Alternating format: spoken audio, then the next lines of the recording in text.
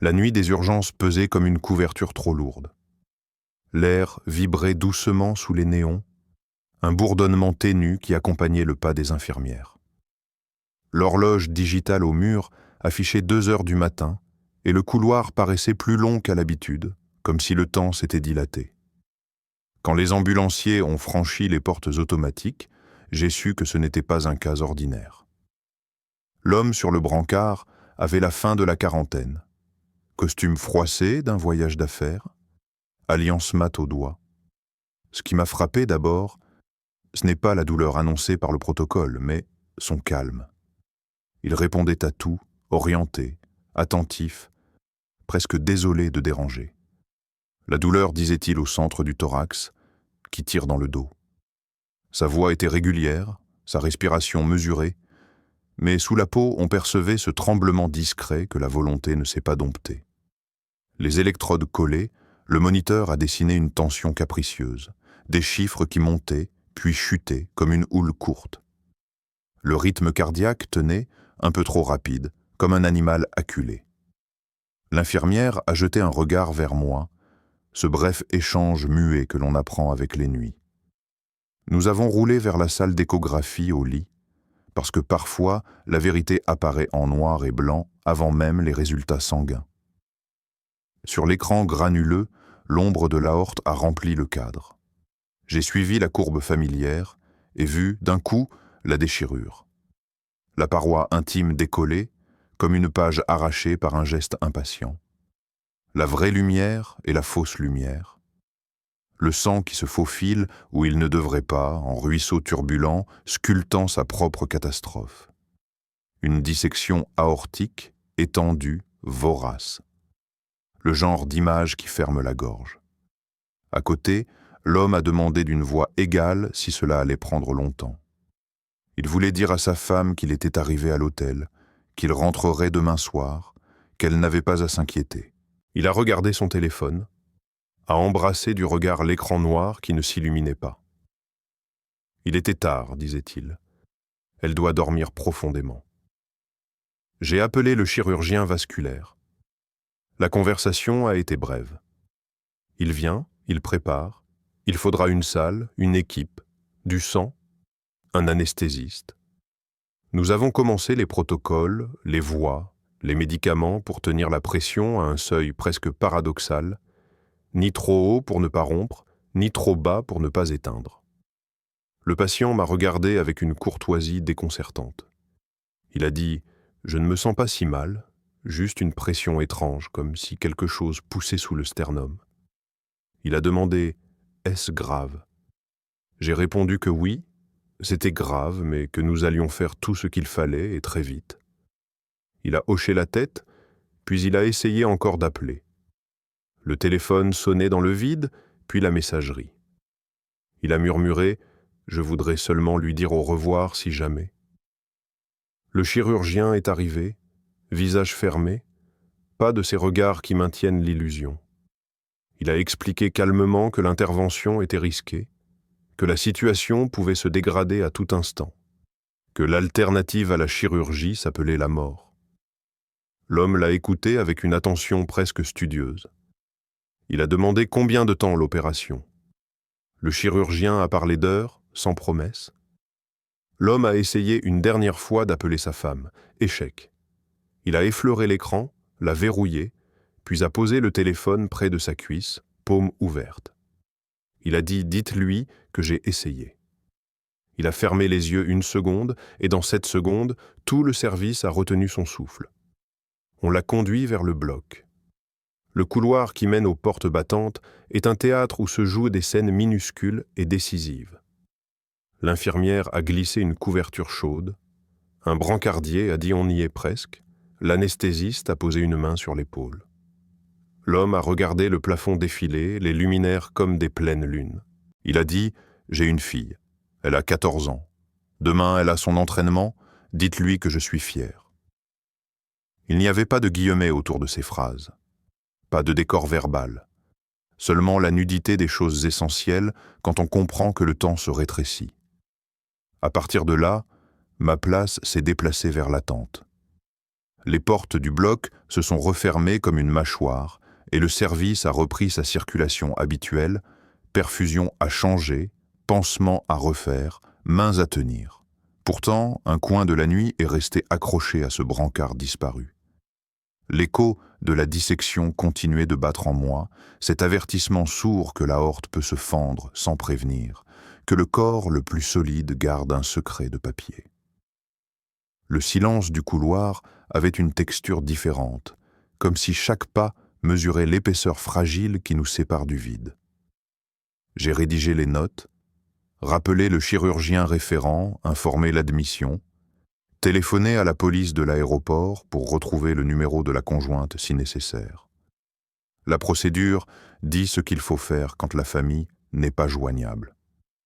Mais la procédure ne sait rien de la voix d'un homme qui dit « je voudrais seulement lui parler », ni du poids d'un téléphone muet. Dans le poste de soins, quelqu'un a fait couler du café. Le gobelet a laissé un anneau brun sur le formulaire d'analyse. Des bruits familiers, mais chacun semblait filtré par une eau épaisse. Le temps a perdu ses angles. 1 heure ou 2, difficile à dire. Parfois, la porte du bloc s'ouvrait et quelqu'un passait, un chariot, une silhouette bleue, une odeur d'iode plus marquée. L'anesthésiste est venu nous dire que l'accès était délicat, que la dissection se prolongeait plus bas que prévu, que la tension jouait un numéro d'équilibriste. Je l'ai remercié. Il est reparti. Une autre admission est arrivée, une entorse de cheville à la suite d'une chute d'escalier, puis un enfant avec de la fièvre, puis un vieil homme essoufflé. Le monde tenait, comme il peut tenir, par la répétition appliquée de gestes simples. Je ne sais pas à quel moment a marqué le basculement. Peut-être le retour du chirurgien, les épaules tombantes, un masque pendant à une oreille, les yeux marqués. Il s'est assis, a pris le gobelet que personne n'avait touché, a soufflé dessus comme si la chaleur pouvait remonter le temps. Il a dit, on a eu peur de le perdre plus d'une fois. Les pinces, la prothèse, les sutures, tout a demandé une patience féroce. Il a ajouté, il est encore là. Cette phrase a fait du bruit en moi, comme si on avait jeté un caillou dans une eau stagnante. Il est encore là. C'était peu et c'était immense. Le réveil a été long. Le lendemain, puis le surlendemain, la réanimation est restée prudente comme un chat. Les constantes se sont adoucies, la machine a laissé au thorax l'effort de se soulever seul. On a téléphoné à sa femme. La voix au bout du fil a traversé la ligne avec un mélange de stupeur et de larmes. Elle a dit « Je dormais, je n'ai rien entendu. Il m'avait écrit qu'il était arrivé. Je ne comprenais pas pourquoi je me suis réveillée. » Elle a pris le premier avion. Quand elle est arrivée, la chambre l'attendait avec ses bips destinés et son odeur d'antiseptique. Elle a posé les doigts près de la main de son mari, sans l'attraper d'abord, comme on effleure une flamme pour en estimer la chaleur. Elle a chuchoté « Je suis là ». Le souffle du patient a semblé s'ajuster, comme s'il reconnaissait une rive. Je suis allé les voir plus tard. L'homme avait les yeux ouverts, ce regard un peu trouble des retours depuis loin. Il n'a pas parlé longtemps. Il a dit « J'ai essayé de t'appeler, pardon ». Elle a souri, un sourire qui portait tout ce qu'on peut sauver quand on revient du bord. Il a répété « On m'a dit que ça allait être difficile. Je ne sais pas pourquoi je suis encore là. » Le chirurgien a répondu « Vous êtes là, c'est l'essentiel. » Pas de promesses, pas d'éloquence. Une vérité simple posée comme une pierre plate sur la table de chevet. Je repense souvent à cette nuit. Le service a connu d'autres drames, d'autres résurrections minuscules, d'autres renoncements. Pourtant, c'est ce visage serein sur un brancard, ce téléphone muet, cette phrase « vous êtes là » qui me revient quand une garde devient trop lourde. Parce que cette histoire a laissé un sillage. Elle rappelle que l'espérance n'est pas un grand mot, mais une succession d'inflexions modestes, un réglage patient de perfusion, de suture, de respiration, et le courage d'un corps qui accepte de se reconstruire malgré la déchirure. Dans les semaines qui ont suivi, je l'ai croisé en consultation. Un manteau posé sur les épaules, la démarche prudente, un fil ténu de fatigue dans la voix, et pourtant cet éclat neuf dans le regard. Il a dit « J'entends le sang passer quand tout est silencieux », comme si ma poitrine avait appris une autre musique. Il a ajouté « Je me surprends à marcher plus lentement, à écouter les pas de ma fille dans l'escalier, à regarder ma femme faire du café. » Ce qu'il nommait ainsi, maladroitement, c'était le retour du monde dans sa densité. Chaque geste redevenait un rivage. Je n'idéalise pas. Les corps réchappés gardent des cicatrices. La peur peut revenir la nuit, les contrôles réguliers se succèdent, l'avenir reste un corridor à angles variables. Mais il y a des moments qui ferment et d'autres qui ouvrent. Cette nuit-là, au milieu des bruits métalliques et des alarmes réglées, quelque chose s'est ouvert. Peut-être en moi, autant qu'en lui. Une mémoire utile, un rappel têtu que notre travail touche au minuscule et à l'absolu tout à la fois. Parfois, à l'aube, quand la lumière grise passe à travers les stores, je repense à la phrase qu'il nous a confiée avant le bloc « Je voudrais lui dire au revoir si jamais ». Je me surprends à la retourner autrement. Ce n'était pas un adieu. C'était un appel vers le jour suivant, et ce jour est venu. Il est encore là. Et nous aussi ? La prochaine histoire. La femme est arrivée un matin gris, 1 semaine après l'amputation de l'avant-pied. Elle marchait d'un pas hésitant, appuyée sur une canne prudemment réglée par le kinésithérapeute. Le couloir sentait l'antiseptique et le café tiède. Elle avait le visage tiré, la peau pâle avec cette nuance cireuse que donnent les nuits sans sommeil. Dans le dossier, quelqu'un avait écrit en lettres serrées, suivi de pansements et contrôle de la glycémie. Rien n'indiquait encore la tempête qui couvait.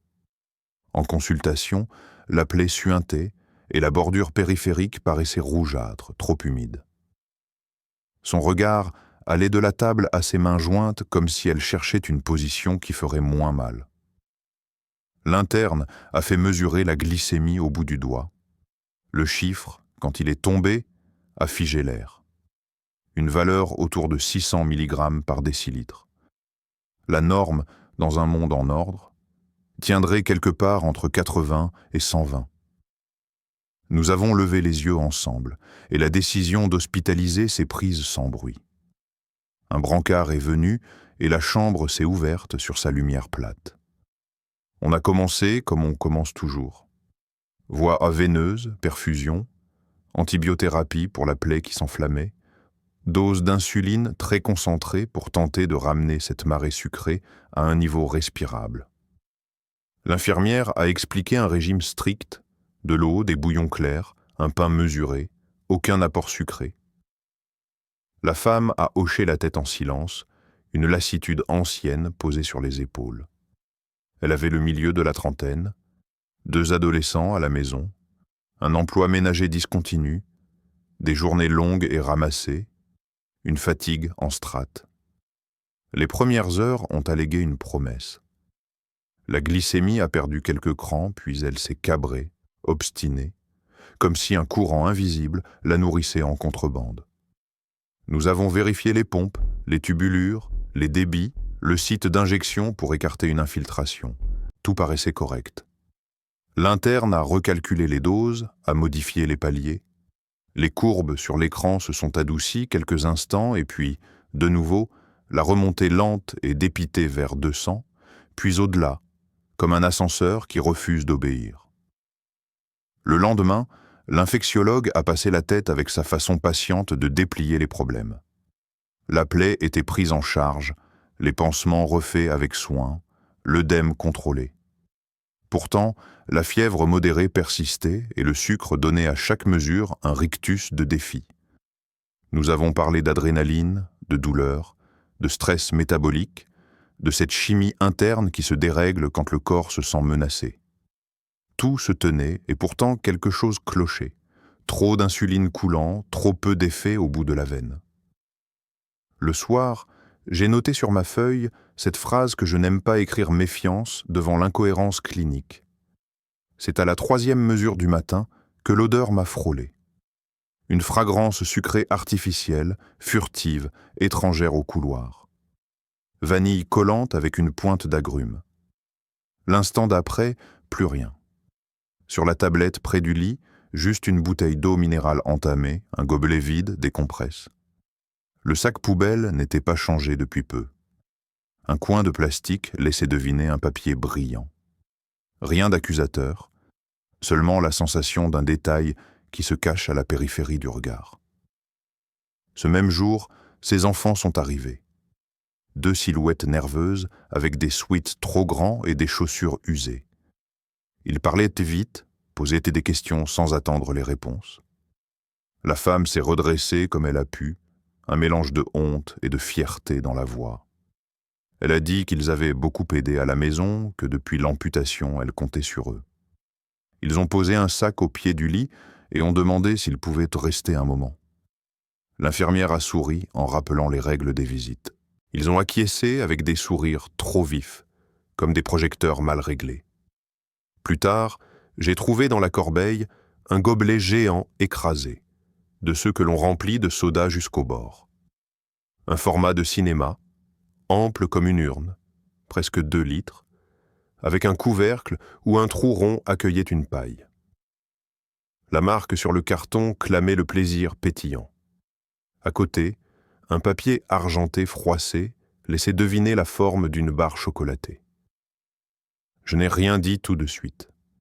J'ai rangé la corbeille et j'ai senti la pointe froide d'une inquiétude monter le long de la colonne. Nous avons serré un peu plus la vis du protocole. Aucune boisson autre que l'eau, surveillance accrue des entrées et sorties, explication répétée des risques, rappel ferme que la cicatrisation dépend de la stabilité glycémique. La femme a acquiescé, mais je voyais ses yeux glisser vers la porte à chaque bruit de pas dans le couloir, comme si le monde à l'extérieur lui manquait avec la force d'une habitude. La nuit suivante, la glycémie s'est maintenue autour de 250 malgré les bolus ajustés. Une persévérance presque têtue. Au matin, la diététicienne s'est assise près du lit avec un carnet et une douceur qui n'ignore rien. Elle a parlé de faim et de consolation, de ces heures tardives où le sucre ressemble à une main sur l'épaule. La femme a regardé ses doigts, les ongles ébréchés, l'index qui gratte l'annulaire. Elle a soufflé qu'à la maison, les fins de mois duraient trop longtemps, que les boissons sucrées revenaient moins chères que le jus de fruits, que les enfants aimaient ces gobelets géants comme d'autres aiment les fêtes foraines. Elle a dit qu'elle avait essayé, qu'elle échouait souvent, que la fatigue la coulait. Sa voix s'est cassée sur ce mot fatigue et le silence a rempli la chambre comme une nappe d'eau. Ce fut l'aide-soignante qui a percé la bulle. En pliant le drap, elle a senti quelque chose de rigide sous l'oreiller. Une petite bouteille, en plastique, à moitié vide, parfum cola. À côté, dans le sac posé au pied du lit, 2 emballages de barres au caramel. Les enfants n'étaient pas là. L'aide-soignante m'a regardé avec ce mélange d'incrédulité et d'indulgence qu'on réserve aux maladresses qui coûtent cher. J'ai posé la bouteille sur la tablette et je me suis assis. Je n'ai pas parlé en moraliste. J'ai parlé comme on parle à quelqu'un qui vacille sur un bord. Je lui ai dit que le sucre dans le sang ne fait pas de différence entre une caresse et une trahison, qu'une gorgée aimante peut tuer un lambeau de peau qui essaie de reprendre vie. Elle a hoché la tête avec de petites secousses, et les larmes ont laissé 2 traces nettes jusqu'aux joues. Elle a dit que les enfants voulaient la voir sourire, qu'ils avaient peur depuis l'amputation, qu'ils pensaient lui apporter un peu de fête. Elle a ajouté qu'elle n'avait pas eu la force de dire non. Nous avons appelé l'assistante sociale et fixé une rencontre familiale. L'après-midi, les adolescents sont revenus avec leurs épaules trop raides. Pas de sermon. Nous avons étalé sur la table de chevet une photo du pied bandé, une explication simple de la cicatrisation, une image de vaisseau qui peine sous la charge du sucre. Les mots ont été choisis pour ne pas humilier. Nous avons parlé de promesses concrètes.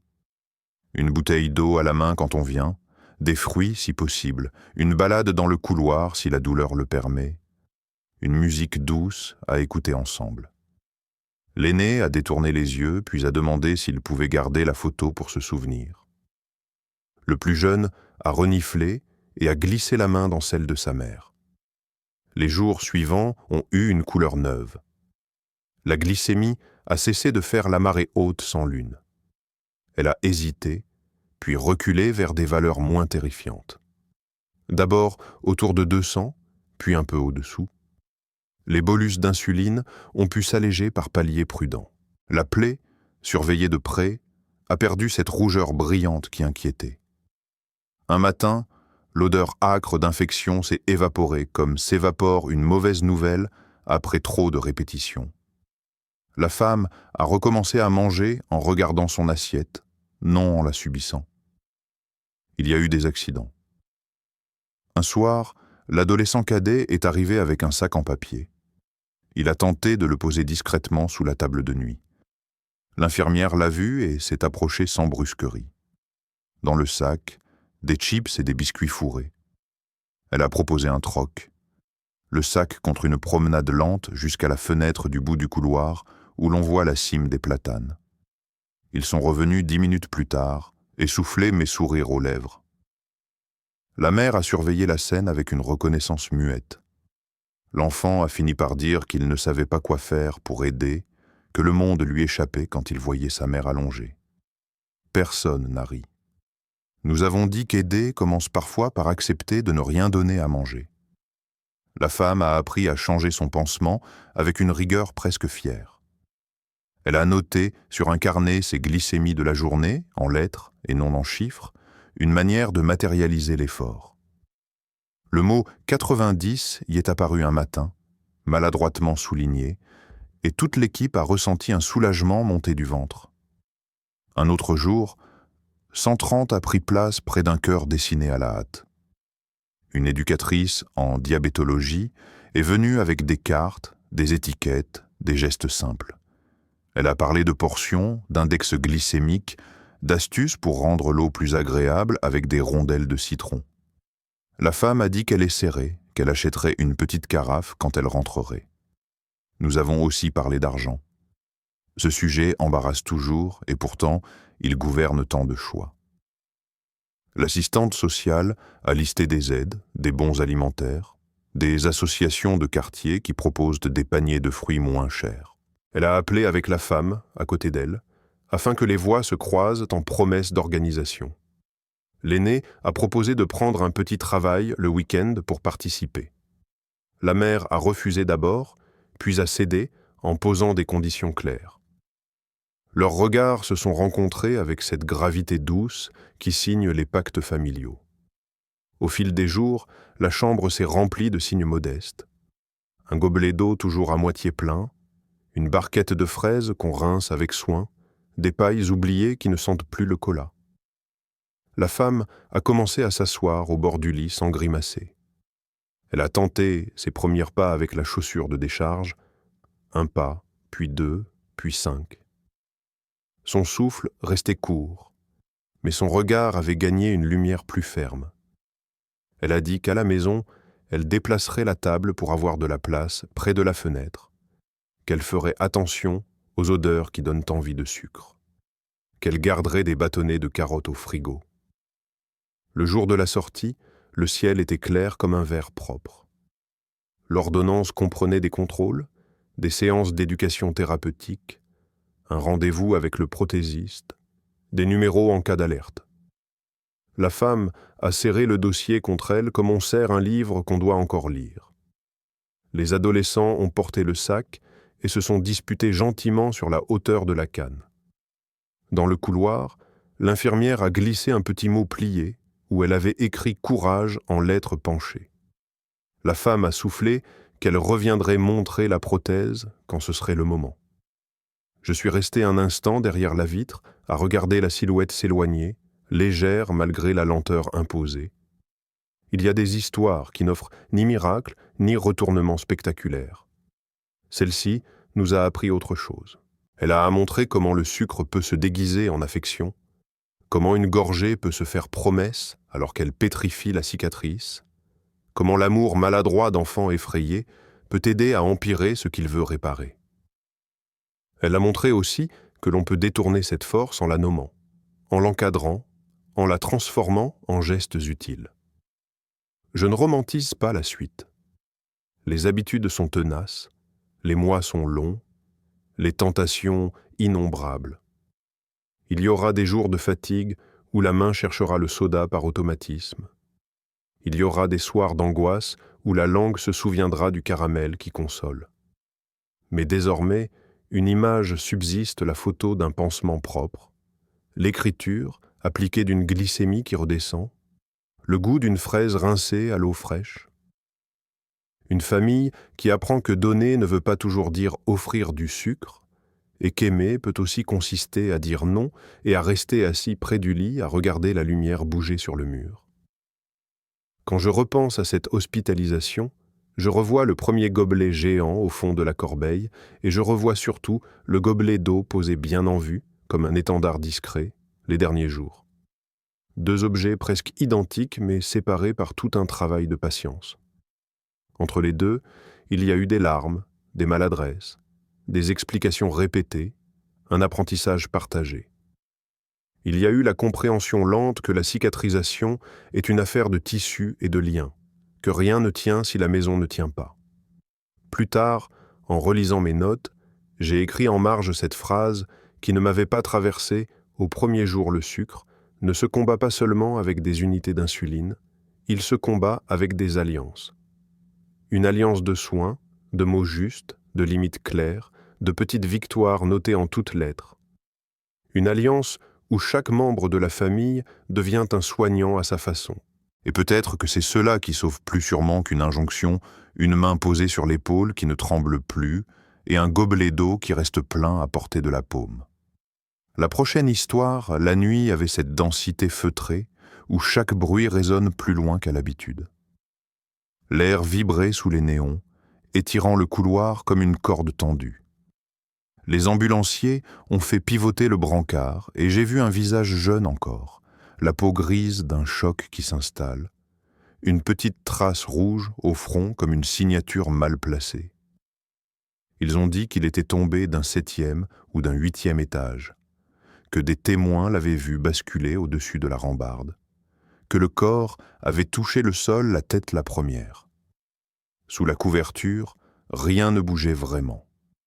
Le thorax ondulait à peine, la respiration cherchant une route. On l'a installé sous les lampes et la salle s'est resserrée autour de lui comme une main. Le collier cervical déjà en place, les ciseaux qui glissent et ouvrent les vêtements, les électrodes qui trouvent la peau malgré la sueur froide.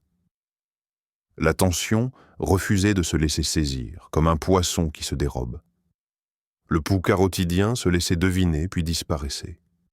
L'infirmière a lancé une perfusion, puis une deuxième, puis une troisième. Les fluides entraient et le visage ne regagnait pas de couleur. J'ai entendu quelqu'un dire que c'était peut-être déjà trop tard. Personne n'a répondu. Quand une phrase pèse trop, on la laisse tomber au sol. Le premier cliché du thorax a montré une cage qui semblait intacte et pourtant tout en lui criait l'urgence. Au moniteur, le tracé avait une allure de falaise, des chutes soudaines, des remontées têtues.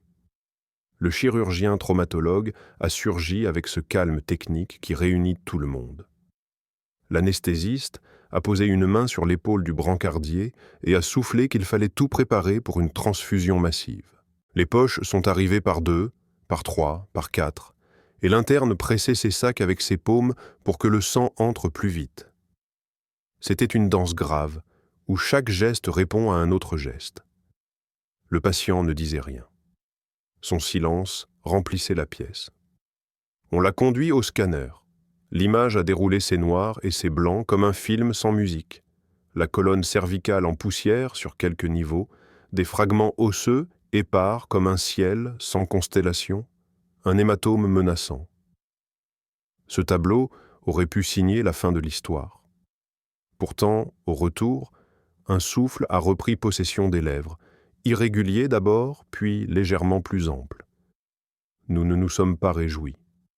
L'expérience enseigne une prudence qui ne ressemble pas à du pessimisme, mais à une forme d'attention à tout. La réanimation a pris le relais, incubation, sédation, médicaments qui maintiennent la pression artérielle dans une zone où la vie peut encore négocier. Le lendemain, l'homme était là, mais comme absent, traversé de tuyaux et de câbles, entouré d'appareils qui comptaient pour lui. La réanimation n'a pas peur des mots ni des heures qui se ressemblent. On veille, on ajuste, on recommence. Les radiologues ont reparlé des images. Un neurochirurgien a demandé à revoir un plan, puis un autre. Il a haussé les sourcils d'1 millimètre. Pas tout à fait une condamnation. Plutôt un étonnement perplexe. On a stabilisé comme on le pouvait, multipliant les micro-décisions de celles qui n'impressionnent pas et qui pourtant dessinent un couloir de sortie. Les jours ont commencé à se ressembler. Les infirmières se passaient les consignes avec une précision d'orfèvre. Il y avait des mots qui revenaient, ventilation protectrice, prévention des infections, surveillance de la perfusion cérébrale. Dans ce théâtre patient, le corps du jeune homme semblait flotter entre deux rives. Parfois, un mouvement presque volontaire passait dans un doigt. Parfois, un clignement parasitait la lumière. Personne ne s'y fiait. La vie peut mimer des signes sans les promettre. Pourtant, chaque geste retenu nous donnait la force de persister. Le service d'urgence continuait d'absorber d'autres naufrages. Des entorses, des brûlures, des douleurs thoraciques, des larmes qui ne savaient pas par où sortir. Au milieu de cette circulation, l'histoire du jeune homme tombé restait suspendue, comme un petit fanion accroché au-dessus de nos têtes. On en parlait peu. Une superstitieuse économie de parole. Le chef de service disait souvent que trop nommer le fragile le fissure. Alors nous nous taisions et nous travaillions. Un matin, la réanimation a appelé. La voix de l'anesthésiste avait un grain différent. Elle a dit qu'il avait toléré une diminution des sédations, que les paramètres se tenaient, que l'orage intérieur, s'il n'était pas passé, avait au moins cessé de gronder sans pause. Je suis monté, sans réfléchir.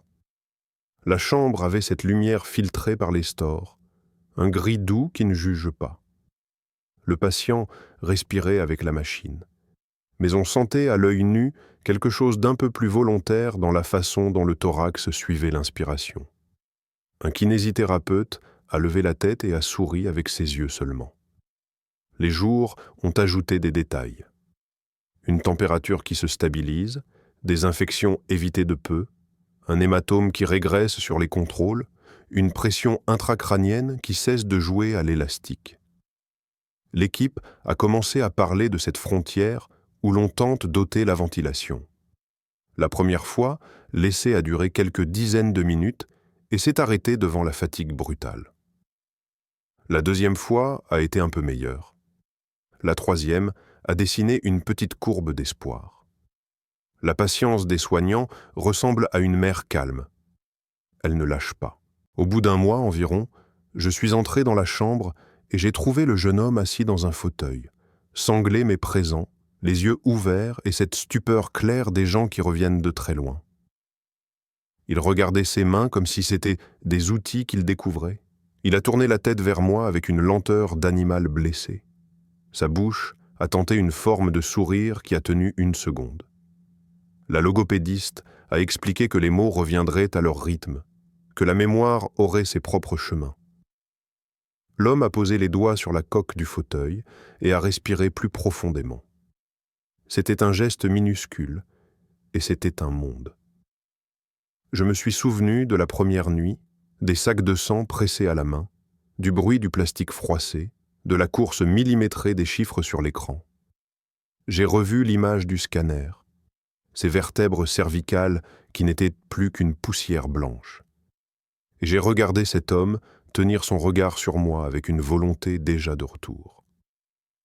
C'est dans ce décalage que j'ai compris à quel point nos représentations se trompent parfois.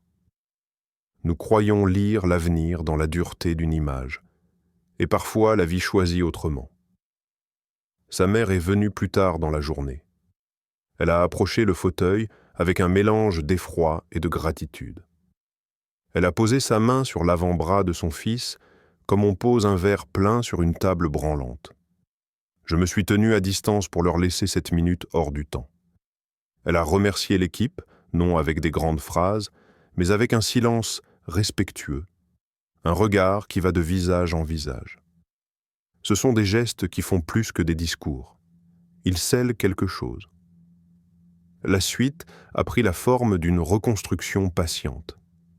Réapprendre ce que le corps savait sans réfléchir. D'abord s'asseoir, puis basculer du lit au fauteuil, puis se tenir debout quelques secondes avec les barres parallèles. Le kinésithérapeute disait que chaque seconde gagnée sur la station debout est une conquête. Les impatiences apparaissaient parfois. Le jeune homme voulait courir plus vite que ses nerfs réparés. On lui rappelait que la vitesse est l'ennemi du fil qui tient. Il acquiesçait, puis il recommençait, puis il acquiesçait de nouveau. C'est ainsi que se bâtissent les victoires honnêtes. Un jour, un neurologue a repris les images et les comptes rendus. Il a fait glisser ses doigts sur la série de coupes imprimées. Il a dit qu'il ne comprenait pas tout à fait la place exacte de la chance dans ce cas, ni celle du travail en équipe, ni celle de la détermination du patient. Il a conclu que c'était probablement un mélange, une équation qui ne se laisse pas résoudre par un seul terme. Nous avons hoché la tête. Dans les services, on sait depuis longtemps que les miracles sont rares, que les résultats sont surtout la somme de 100 décisions modestes posées au bon moment. Et pourtant, en le voyant tenter ses premiers pas, j'ai senti sans honte le mot miracle m'effleurer. Non pour effacer le travail, mais pour saluer le mystère. Il a fini par quitter la réanimation pour une unité de soins plus calme. La fenêtre de sa chambre donnait sur une rangée de platanes. Le soir, on voyait la lumière des voitures glisser entre les branches. Il a demandé un jour si quelqu'un pouvait ouvrir un peu la fenêtre. L'air frais a traversé la pièce et il a fermé les yeux comme on écoute une musique oubliée. La logopédiste a noté des progrès. Les mots revenaient en grappe, pas toujours dans le bon ordre, mais de plus en plus nets. Le jeune homme s'accrochait aux syllabes comme on s'accroche à une prise. Avant la sortie vers le centre de rééducation, l'équipe s'est réunie pour un point. Chacun a dit son morceau. La prévention, les exercices, les rendez-vous, les numéros en cas d'alerte. L'homme a remercié, ému et encore un peu perdu. Sa mère a serré un dossier contre elle et a promis de suivre chaque consigne. Le brancard a roulé doucement vers l'ascenseur. Dans le couloir, plusieurs soignants ont levé la main. Une manière discrète d'applaudir sans bruit. Le soir même, je suis repassé par la salle du scanner. Les écrans étaient éteints. Le carrelage renvoyait une lumière grise. J'ai repensé au premier passage du jeune homme sous cet anneau, au silence qui avait alors envahi la salle comme une eau froide. J'ai senti quelque chose en moi se replacer. Cette histoire ne gomme pas les autres. Celle où la chute ne s'arrête pas, où le corps renonce, où la nuit reprend son dû. Mais elle rappelle que la part d'inconnu n'est pas seulement un péril. Elle peut être une brèche par où la vie s'invite sans prévenir. Plus tard, il est revenu nous voir, appuyé sur une canne simple, le regard plus clair et le pas encore hésitant. Il a souri franchement cette fois. Il a dit qu'il ne se souvenait pas de la chute, ni des premiers jours, qu'il se rappelait seulement des mains autour de lui et d'un air frais un matin. Il a ajouté qu'il dormait mal certains soirs, que son cou tirait, que ses rêves étaient encombrés d'escaliers. Nous avons dit que c'était normal, que le cerveau a sa manière de digérer la violence. Il a ri doucement, comme on remercie une évidence de venir vous tenir compagnie. Depuis, je me surprends à poser la main sur le montant du lit au moment où l'on roule un patient vers le scanner. Un simple geste pour me rappeler que chaque image est un instant et non un verdict. Je pense au jeune homme tombé de si haut et je me redis que notre travail consiste à ouvrir un passage entre les probabilités et la place étroite où une histoire peut bifurquer. Je me redis aussi que ce passage tient parfois à une persévérance ordinaire. Un sac de sang pressé, une alarme écoutée, une fenêtre entr'ouverte, une main sur une épaule. Au service, la nuit suivante a repris son chant discret. Les néons vibraient de nouveau, La machine à café a grogné, un enfant fiévreux a pleuré, un vieil homme s'est endormi en attendant une radio. La vie ordinaire des urgences continuait. Pourtant, dans le dos de ma pensée, une phrase tenait bon. Il était presque mort, et un mois plus tard, il regardait la lumière filtrée à travers les platanes. Cette phrase me sert de fil. Quand tout se tord, je la tire doucement. Elle tient.